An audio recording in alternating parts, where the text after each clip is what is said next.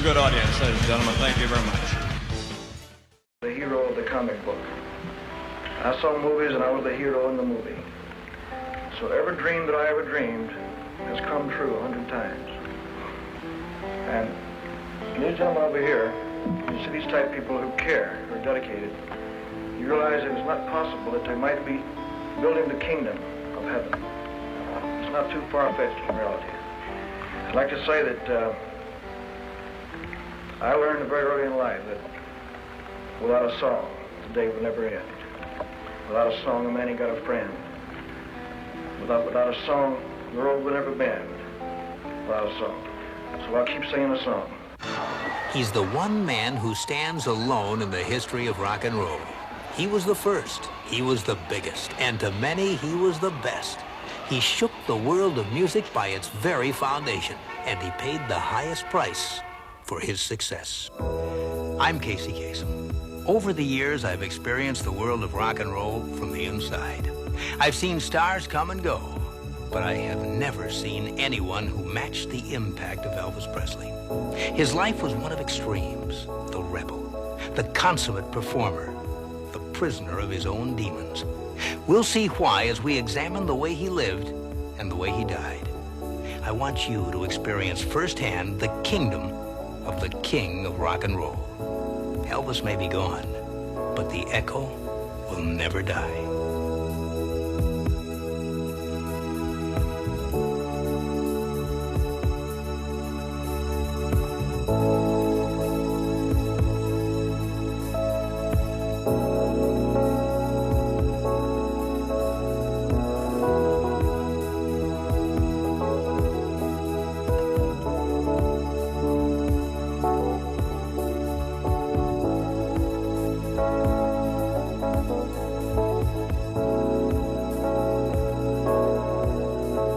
Elvis was born into poverty in the town of Tupelo, Mississippi. While still a child, he moved with his family to Memphis, Tennessee. His young years were etched by the music of the region, and that music fed him the energy and the spirit that took the world by storm. He became a giant with unparalleled speed. He was a teenager thrust into international stardom. He became a legend, created by those who loved and protected him and were moved by his music. Yet, he was perceived as a threat to those who resented him and what he stood for. Elvis was controversial from the beginning, a mystery. For more than 2 decades, his magic created excitement wherever he went. Elvis was a simple man whose life became complex. He was the king of rock and roll, and he loved being Elvis Presley. Elvis was the first man, individually, to have that sex appeal. And he was a very good-looking man. And I love good-looking men. If you're looking for trouble, boom, boom, boom, boom, boom, you came to the right place. Boom, boom, boom, boom, boom. If you're looking for trouble, boom, boom, boom, boom, boom, look right in my face. Welcome to Memphis and welcome to Elvis Presley.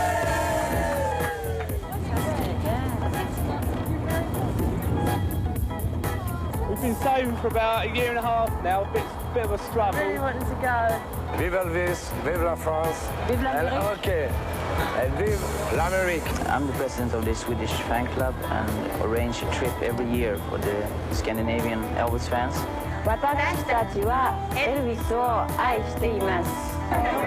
This is the first publicity shot of Elvis Presley. 310 up front. I guess it does look crazy to everybody. But it's because they don't feel it and they don't understand it.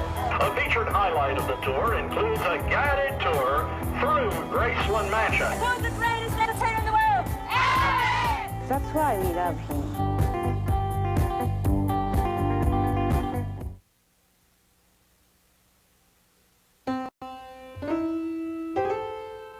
I've never written a song. I wish I could. I wish I was like some of my rivals. Those guys, they're pretty good songwriters, but me, I did good to get out of high school, you know. I think he saw, when he was growing up, he saw that the black people in the South had a certain feel for music. And I think he just loved that music and wanted to put it across in his way, because until Elvis Presley, nobody was doing that, only black people, you know. And I think he heard it and liked it. It rubbed off on him, and he felt that he had something to give the world, and nothing was going to stop him. This is Beale Street, the home of the blues. W.C. Handy wrote St. Louis Blues and Memphis Blues right here. David Marsh is a noted journalist, pop critic, and music historian. He's a recognized authority on Elvis. Elvis used to sing back on that corner back there at two clubs called the Paradise and the Handy Club. And in those days, he was the only white boy singing the blues. Elvis wanted to be a great singer in a lot of ways. He wanted to be a blues singer mostly, I think. That was what his real talent was to do. And he admired people like Howlin' Wolf, I guess, and Junior Parker, Roy Brown, the great rhythm and blues and blues singers of that period. As well, he sang with gospel choirs and stuff like that all around town, black churches and white churches both, which not very many kids did then. Like most black people in the South, into whose throat God has pressed down a harp of 1,000 strings, it only needed tuning. Elvis's voice was that type of voice that agreed with the thought of Calvary.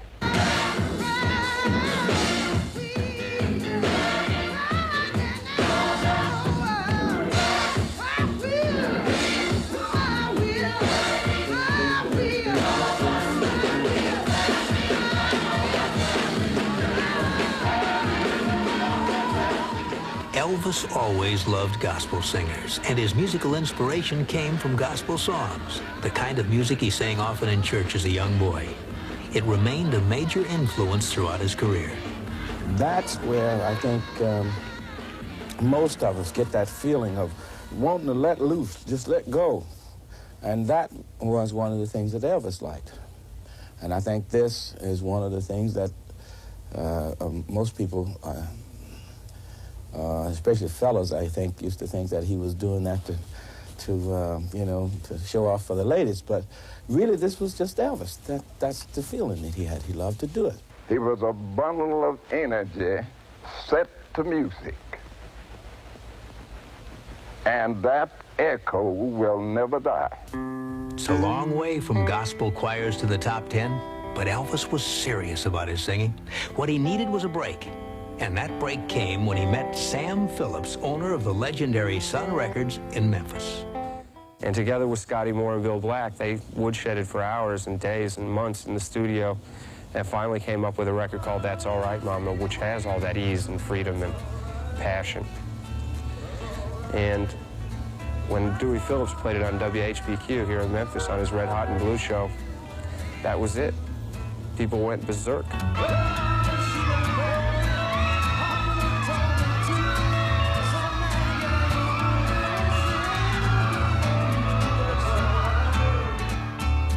Elvis eventually cut 5 singles for Sun Records and hit the road, touring nonstop. The explosion had begun, and it was too much for Sam Phillips and his small Sun label to handle. Enter Colonel Tom Parker, who'd come up the ranks of carnivals and sideshows. The Colonel knew what would work with audiences, and in Elvis, he found his greatest act. He bought Elvis's contract for $35,000, the best buy in the history of rock and roll. It would make Tom Parker a millionaire many times over. Well, since my baby left, well, I found a place to dwell. Well, I stand at the end of lonely street, heartbreak will tell where you will be. The Colonel and Elvis were a team made in heaven. The king of rock and roll and the master of promotion. Together, they were a gold mine bigger than the big time. But what's interesting to note is that as much as Elvis shook up the country, he never left Memphis. Broken-hearted lovers to cry in their gloom.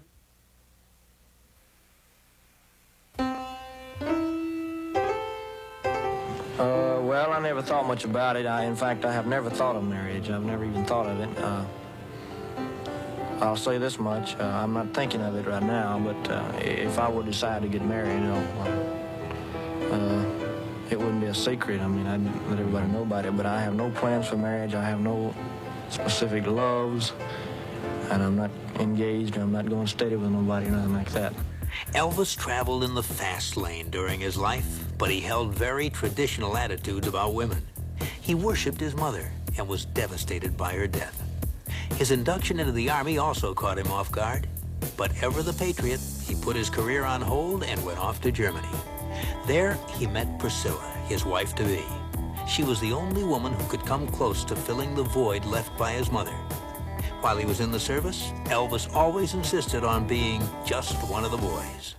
Elvis, since you've been in the Army, have the boys given you kind of a rough time in the barracks because of your past career, would you say? No, sir, I was very surprised. I've never met a better group of boys in my life. They probably would have if it'd been like everybody thought. I mean, everybody thought I wouldn't have to work and I would be given special treatment and this and that. But when they looked around and saw I was on KP and I was pulling guard and everything just like they were, well, they figured, well, it's just like us. Have 2 years of sobering Army life changed your mind about rock and roll? Sobering Army life. No, it hasn't. It hasn't changed my mind because I was in tanks for a long time, you see. And they rock and roll quite a bit. Elvis was an instant movie star. His crossover into films became a major media event. He did 4 before he was drafted in 1958 and eventually starred in 31 features. The first was Love Me Tender in 1956. His favorite was King Creole. He also did 2 concert films, a total of 33 movies. All were moneymakers. Elvis was first signed by producer Hal Wallace, who had more than 200 films to his credit, including Casablanca. He made 9 of the early Elvis pictures for Paramount. Musically, the 60s was a decade of decline for Elvis. The songs he recorded were soundtracks released with the movies, and often they didn't make much sense without the film. But he made $1 million a picture, a percentage of the profits, and still more from the records. Elvis was a great entertainer, a great personality, someone who created a new style in music that revolutionized the music business. And that is what we bought when we bought him. I was sort of called in by Hal Wallace and said, well, Ursula, you were with us for a year and you misbehaved, and here we have a picture which we would like you to do. It's with Elvis Presley. And the only way I knew Elvis was from television, because this was this new idol who was gonna, you know, this hip-swinging lover with a guitar. And I said, oh my God.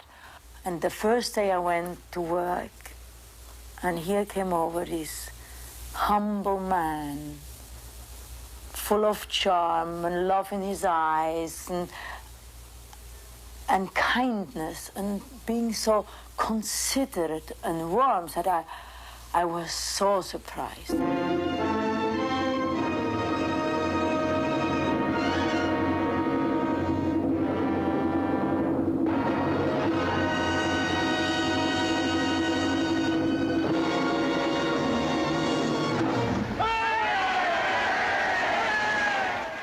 Congratulations. Bravo. That was just a reward from Dolores, that's all. Can anybody get in the act? Only the regular customers.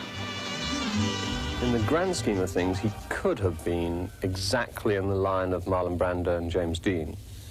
And he made 6 of his first 7 movies in that tradition. They were tough kid movies, kids with a chip on their shoulder, who hit out at life and at themselves and did a lot of damage. And when Presley was called upon to be bewildered or angry or vicious, he was absolutely believable on the screen. He was actually rather better at it than James Dean. You're a pretty fancy performer, ain't you, kid?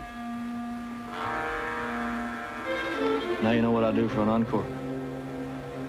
I won't get out of here. As it was, we only see the potential Dean or Brando. You know, I remember once, Pop, when I was no more than 3 feet high, you took me to the circus.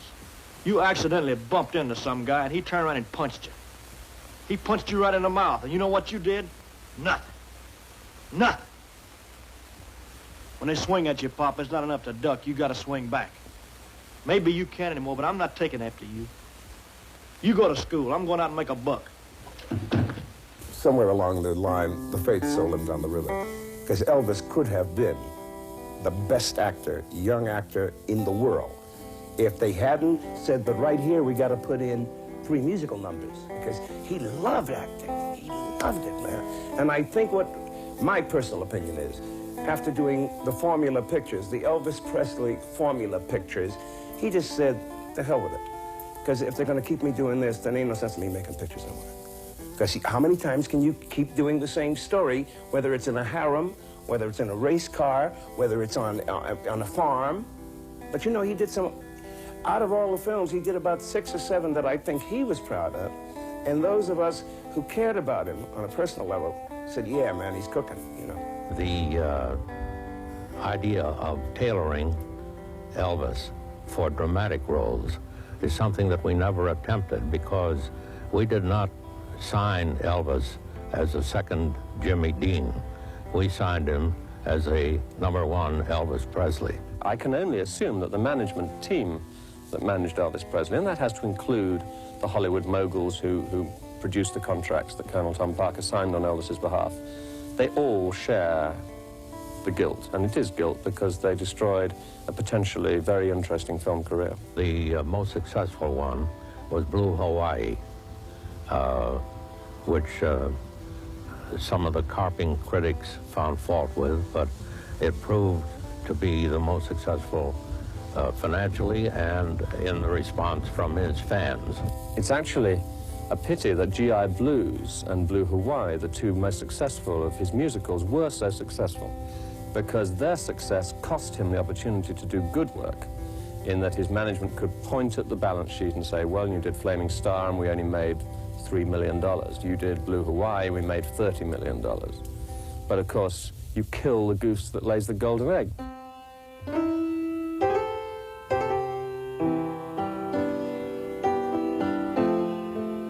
Most of his movies had a lot of singing, so many of the singles released in the 1960s were soundtracks, far different from the rock and roll that had made him the teen idol of the 50s.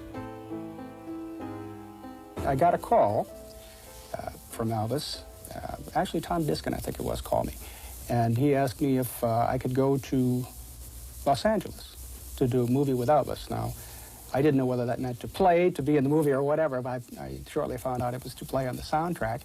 And then I found out that when you did soundtracks, you were also doing records at the same time. Now take Mr. Crawfish in your hand.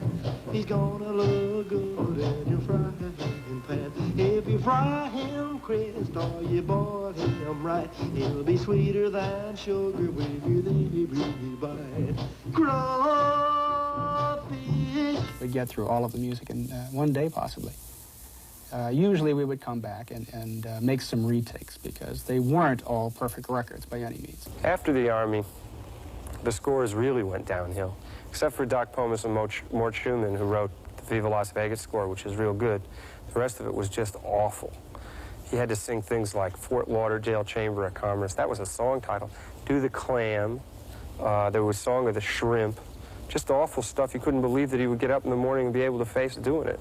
A lot of critics came down hard on Elvis for the music that came out of these movies.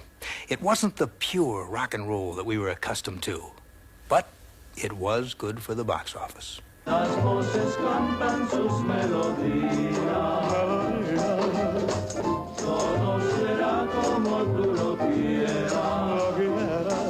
Your troubles like bubbles will soon disappear in the air.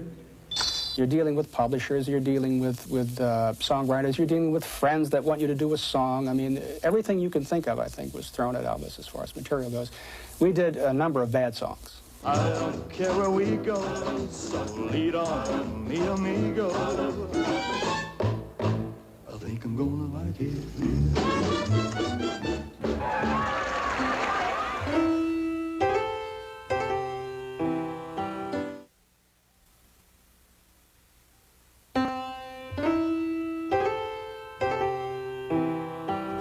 Elvis was making movies in the 1960s, the Beatles and others were busy making music. He hadn't delivered a #1 hit in 7 years. So when the movie contracts were up, Elvis went back to his Graceland home, searched for good songs, and went to work. He made music history in January 1969. In Memphis, he cut 32 sides in 15 days. So much music that it took a year and a half to release it all. The session produced 4 gold singles and 2 platinum albums. His return to serious music had begun. You know, it was his second comeback. As he come back from the Army, everybody said he was finished. But this comeback was bigger because he'd been out in public and nobody'd ever done it before. And it was like, I remember feeling a real joy among Elvis fans because it was like, we got him back. With his recording career on the way again, the second step of the music comeback was to reestablish himself as the #1 live performer. He hadn't been on stage in 8 years. So in July of 1969, Elvis armed himself with a full orchestra, 2 backup vocal groups, and set out to conquer the toughest entertainment town in the world. And for 32 incredible nights, it was standing room only.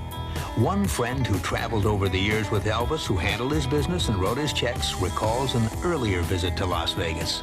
First time Elvis came to Las Vegas was in 1956, and he bombed, mainly because there was an older crowd, and back then they just didn't understand his music and they thought he was vulgar. But then when he came back in 1969, he took this town by storm. Elvis really didn't have a lot of close friends as far as other entertainers were concerned. There were some that he really liked and admired, and some who he talked to, Sammy Davis, Tom Jones. Elvis came to see me in the Flamingo in '68, and he said at that time that he wanted to come back on stage because that's all he felt. He felt that he was an entertainer, a live entertainer, and that was the most important thing to him. And it's the same thing to me. He said, but when I get on the stage, he said, that's my world. I said, tell me about it. I said, that's what makes me exist. When you get, no matter what the problems are before you go on stage, when you get on that stage, and that's what he had. Call it charisma, call it point of view, call it whatever you will, but he had that. And you could see him when he was on that stage working, you know, and everybody's doing this and being afraid that someone's going to come on the stage and the security and everything else. He wasn't. He was out there just doing his thing and making them and having fun with whoever's sitting ringside. That was his thing. Have fun, you know, and entertain the people to the best of his ability, which he did.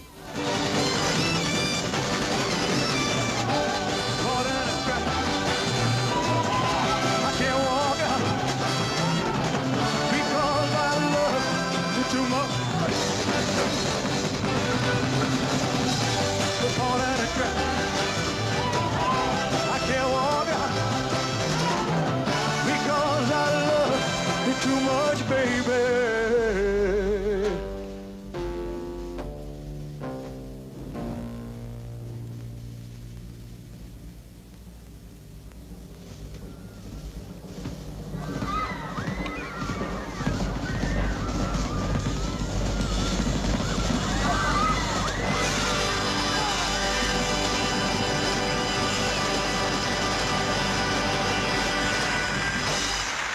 I've joked around and said it was like working for a glorified stripper, but every movement he made, I tried to accent on the drums, and it became very much a part of his music. And it became very much a part of his training in karate. I even started studying karate so I'd be able to anticipate his moves before he would actually finish them. Before he could sing the first song, the audience got up and gave him a standing ovation for at least 10 minutes, like, hey man, welcome back. If you do something in Las Vegas, if something happens on stage in Las Vegas, the media picks up on it. As if you're on the road somewhere and something happens, you know, if you split your pants or you forget words or you fall down or, you know, something happens. A lot of the times it's missed. But in Vegas, it's picked up on. So all those things, there's pressure in Vegas. And if you do well in Vegas, people know about it. To succeed in Vegas and have longevity is the finest compliment that any performer can receive.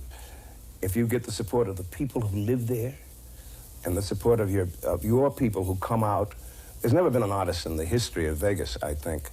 You know, somebody can correct me if I'm wrong, but I don't think there's ever been an artist that when his name went on the marquee, they knew he was coming. People came from all over the world. I never heard of that. But with his arrival in Las Vegas, there had come changes. His singing was better than ever, but those close to him could notice that Elvis was a different person. Well, from the first time we met to the last few times I saw him, I noticed changes, yes. I noticed changes. Because he was more withdrawn, he was more within himself. And the fun, nutty things came further apart than they used to do. Of course, he was getting older. You know, he'd got a marriage, had a kid, blah, blah, blah, blah, blah. And those things affect you. And I think there's not a performer alive that doesn't doubt himself at a point. I could see that the camp wasn't the same, you know, because every time I'd been with him before, I used to like the way that the fellas that worked for him seemed to be all with him, you know, very much with him. But then when I saw that he was having problems, they started to get like they couldn't handle it or they didn't know what was happening to him.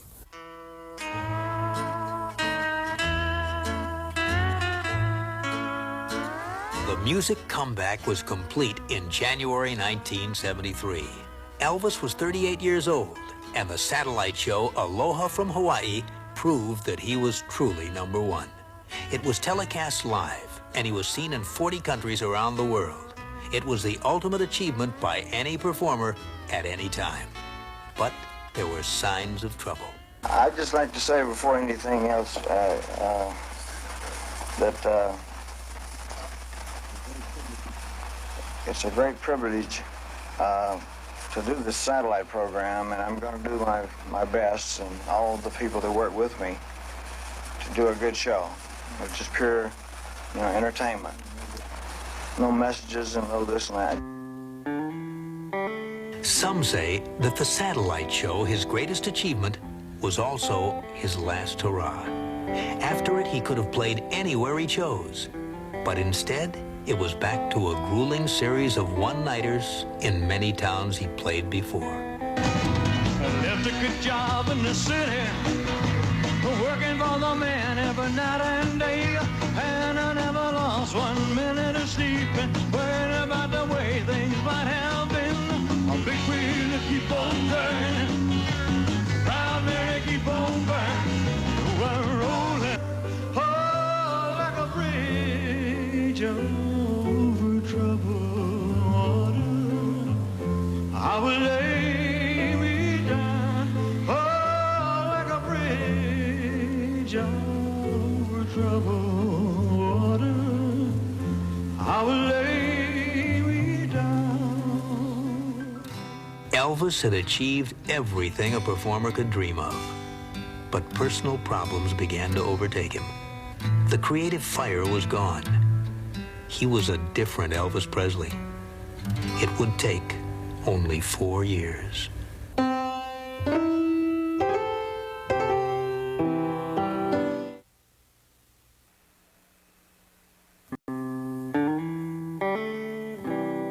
As long as it lasts, as long as it sells, I'll continue doing it, as long as that's what the people want.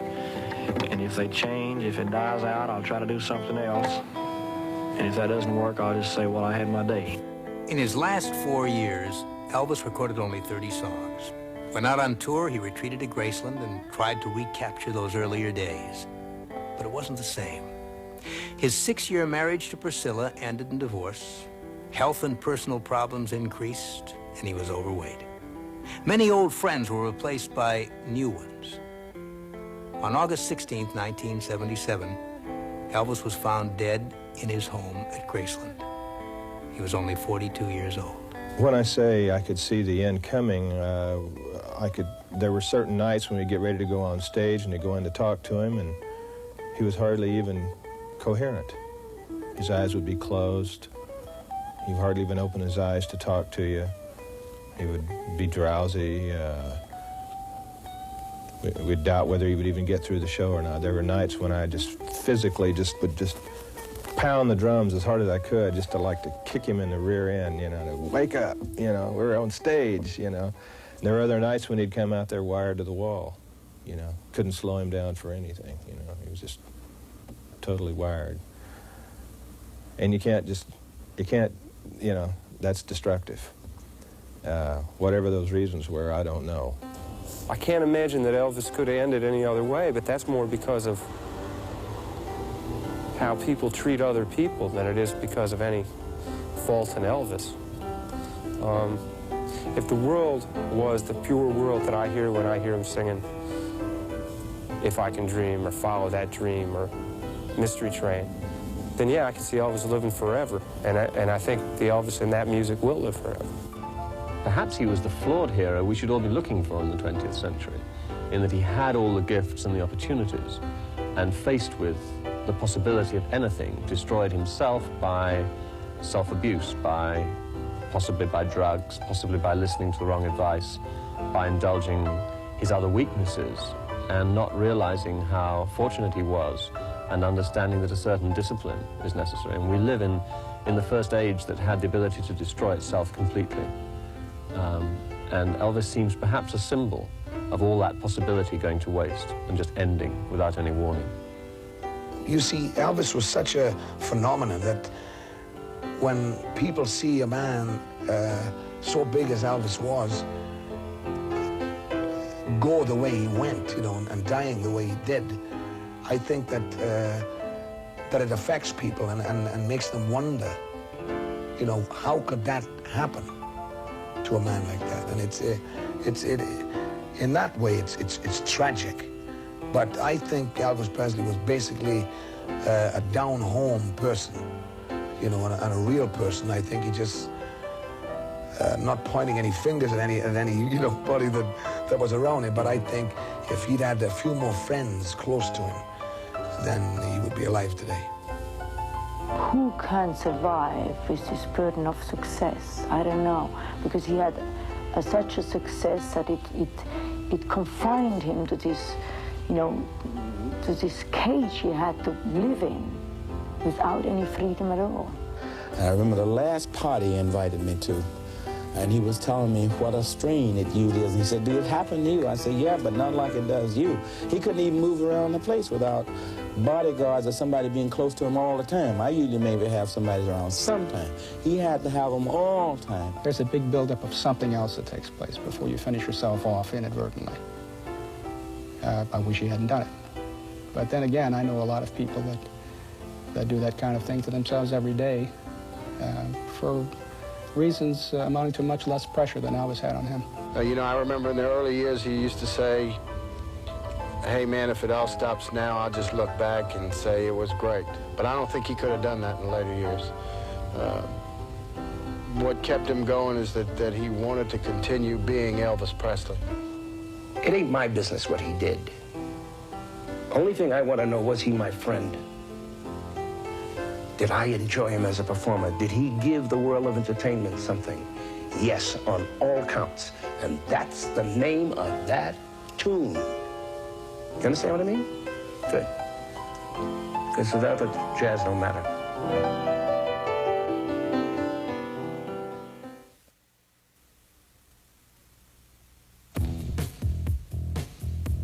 There's more than music to keep the echo of Elvis Presley alive.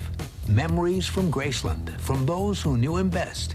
There, Elvis could confide in people like Bill Morris, who became county sheriff and went on to become mayor of Memphis. He was probably the only non-paid Secret Service agent ever in the country as a volunteer or an honorary position, because the President of the United States bestowed that honor on him. First cousin Billy Smith, whose family moved to Memphis with the Presleys in 1948. His mother couldn't have any more children after Elvis was born and all, so she became very protective of it. In fact, she was so protective even while he was in high school. She used to hide behind a bush and follow him home after school. Joe Smith, married to Billy. They both lived at Graceland.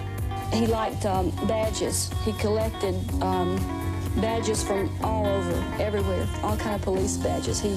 He even had a police uniform. Marty Lacker, a high school friend who helped him take care of business. One time he said, how many people do you know that can write a check for $1 million and get it cashed? Patsy Lacker, Marty's wife. They lived with Elvis, too. He didn't even get himself a glass of water from the faucet. One of the guys would always have a glass of water sitting there for him when it was time for him to come down. Pat Perry, his Beverly Hills hairdresser who saw him laugh and saw him cry. When I started cutting men's hair, I started cutting some of the guys' hairs around him, and he didn't want to miss out on anything, so he says, you got to cut my hair. About scared me to death, you know. But I did it, and he loved it, you know, and it was like, I traveled with him wherever he went, and just whenever he needed it. But he kept me around because he liked me, because it was fun, you know. It was like my big brother. Kong Ree, the Memphis karate teacher who named him Mr. Tiger. And his movement is so unique and so, entertaining and so beautiful. He's the total man. Harry Levitch, a Memphis jeweler and friend for 20 years. He made the wedding rings for Elvis and Priscilla. You know, he always called me Mr. Levitch. I could never make him call me Harry. I was older than him, and he was just taught that he should call older men Harry. What was Elvis really like? Who knows better than those who were close to him? He just wanted to have enough money in his bank account to write a check, to buy anything he wanted to buy, whenever he wanted to buy it. All the jewelry that he wore on stage was all real. The first thing I ever sold Elvis was an electric mixer. Well, Elvis had a great desire to make people happy, and he thought that giving people material things was very, very important. 2 days later, he came back in, and he said, Mr. Levis, can you get me another electric mixer? And I said, certainly, who will this be for? And he said, this was for Mama, too. He says, you know, I've decided that I've made a little bit extra money, and I'm going to put one at each end of the kitchen so she won't have to walk so much. One Christmas particularly, as another example of his interest in people and giving and seeing them happy, we were in an automobile agency just before Christmas, and a black lady was in there and looking at cars, obviously just looking. And very quickly he moved over to where she was, and he said, "You like that car?" And she said, "I sure do." He said, "How would you like to have that for Christmas?" She said, "Oh, there ain't no way." And he said, "Well, that sure is, because I just bought it for you." I remember during the movie years, every night for 2 years straight, he had meatloaf, mashed potatoes, and sliced tomato for supper.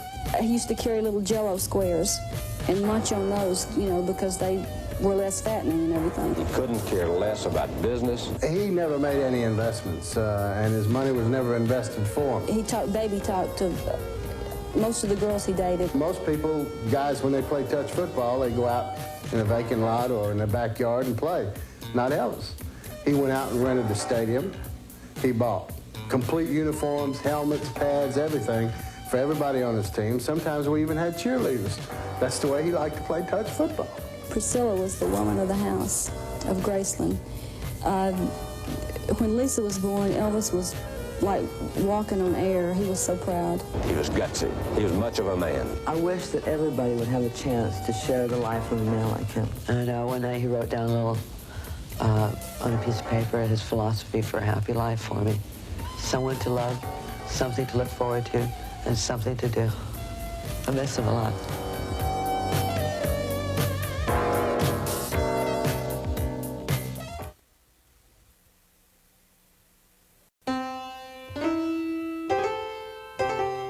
The death of Elvis resulted in an unbelievable outpouring of sympathy and exploitation.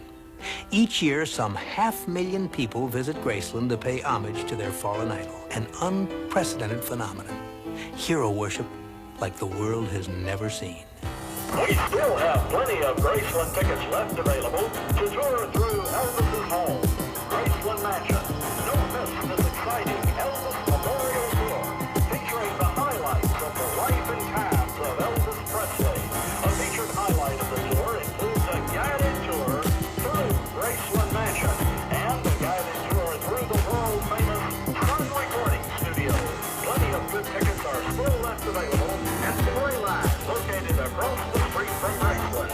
I've been coming down, I guess, about 15 years, and There's a bunch of us that used to come down here and sit around, wait for Elvis.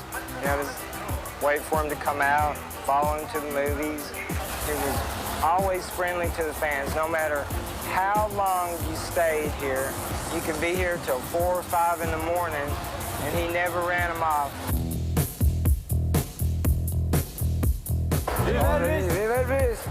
Vivement qu'on arrive à Graceland! Vivement qu'on arrive à Graceland! I think he has all of characters of human beings. For example, sometimes wild, timid, strong and weak, and sad and good.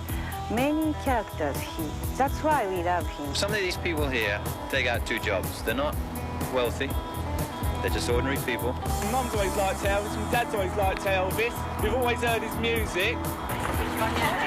Ever since he first started, when I was 16, 17. Give us an A! A! Give us an L! L! Give us an E! B! Give us an I! I! Give us an S! S! Who's the greatest entertainer in the world? Elvis! He just cared so much for people. And throughout the years, you know, he said, if it wasn't for my fans, man, I just wouldn't be where I am today, and I wouldn't have the things that I have. And so I thanked them. And the best way he thanked them was to entertain them and make them feel loved. When Elvis died, it was absolutely clear to me that he would become more popular in death than he had in life.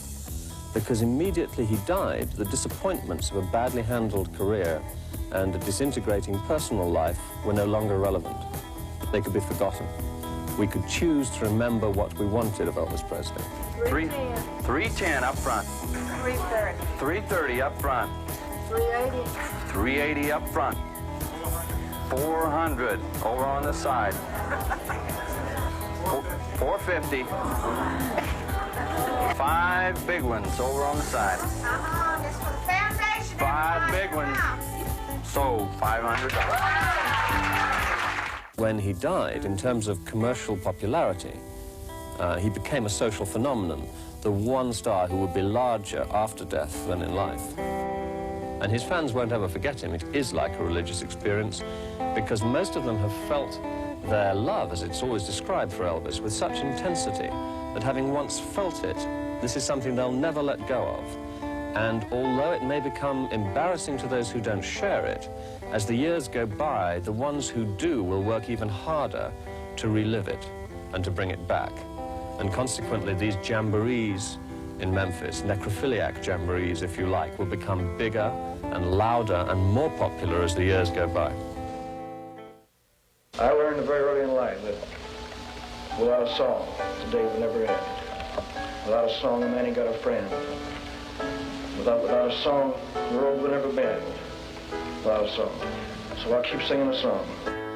Somewhere I know there's a blue suede heaven, a blue suede heaven, a place for the king beyond these tears, in a world just over, just over your shoulder, to your rock and roll dream.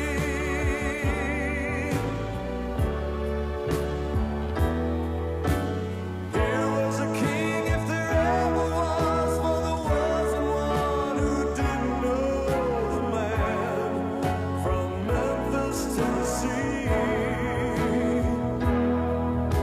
who brought us joy and gave us hope, the kind to build dreams on, gave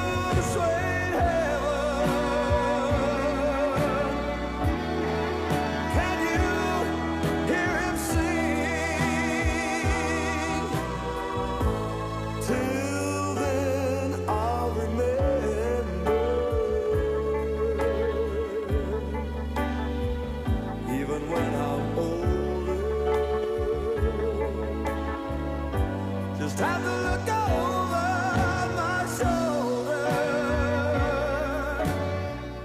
Before he died, Elvis recorded more than 600 songs and became the king of the charts. He had more hit albums than any artist in history. He had the most gold singles, the most gold albums, the most #1s as a solo artist. He had starred in 33 successful movies, and his concerts were always sold out. Elvis Presley was and is a billion-dollar industry. Elvis, the echo will never die. I hope you've enjoyed this look at Elvis. He was a complex man, sophisticated, yet childlike, puritanical, but in many ways excessive. But whatever Elvis was, he was loved, and he'll forever be the king of rock and roll. I'm Casey Kasem. Thanks for watching.